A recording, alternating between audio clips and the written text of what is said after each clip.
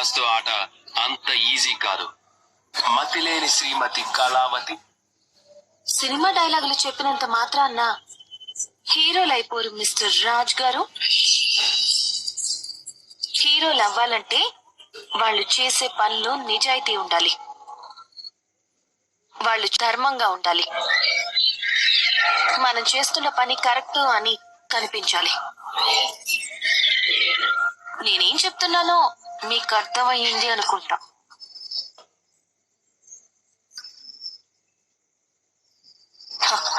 మీకేం కావాలో నాకు బాగా అర్థమైంది. అర్థమైంది కదా, మరి ఇంకా ఇక్కడే ఎందుకున్నట్టు? CEO బాధ్యతల నుంచి తప్పుకొని గౌరవంగా వెళ్ళిపోలేదే? ఓహో,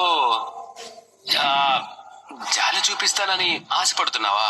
అంత కర్మ నాకు పట్టలేదు. సార్, మీరు చెప్పినట్టుగానే కావ్య మేడం CEO బాధ్యతల నుండి తప్పుకున్నట్టుగా రిజిగ్నేషన్ లెటర్. శృతి, నువ్వెక్కడికి వెళ్తున్నావు?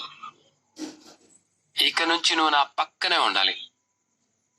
నాకు అసిస్టెంట్ గా కాదు, నీ ఫేవరెట్ ex-CEOకి కోవర్ట్ గా.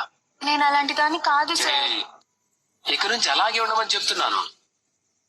నా పని, నా గెలుపు, నా ఎదుగుదల అంతా అక్కడికి మోస్తూ ఉండాలి కదా, అదే నీ డ్యూటీ.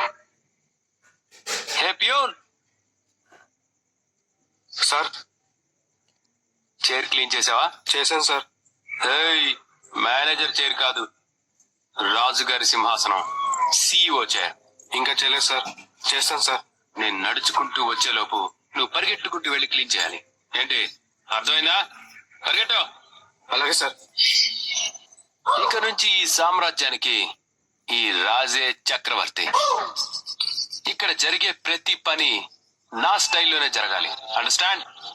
Yes sir. అయితే ఇంకా ఇక్కడ నిల్చున్నావేంటి? వెళ్ళు, వెళ్ళి పెండింగ్ ఫైల్స్ అన్ని తీసుకురా. కుతా సంతకాలన్నీ. వెళ్ళు వెళ్ళు వెళ్ళు వెళ్ళు వెళ్ళు. మా అనుభవం, మా ప్రతిభా పాఠవాలన్నీ రంగరించి సాగర మథనం చేస్తే పుట్టుకొచ్చింది అమృతం లాంటి ఆ అమ్మ పాట. దానికి శ్రోతలు నీరాజనాలు పడుతున్నారనుకోండి.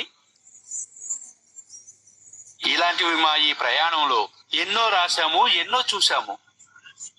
అంతేలేండి, ఎంత లేకపోతే మీరు ఈ స్థాయిలో ఉంటారు.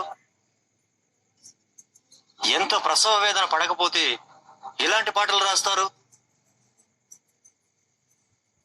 ఇలాంటి గురువు గారు నీకు దొరకటం మీద సాధన చేస్తూ వెలిగిపోయే మొహంతో నవ్వుకుంటూ వస్తుంది, మనకి శుభవార్త చెప్తుంది.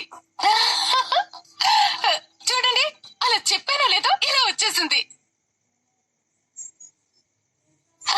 అమ్మ కావ్య, నీకోసమే ఎదురు చూస్తున్నావు. ఇలా రామ్మా, నేను చెప్తూనే ఉన్నాను, వచ్చేసి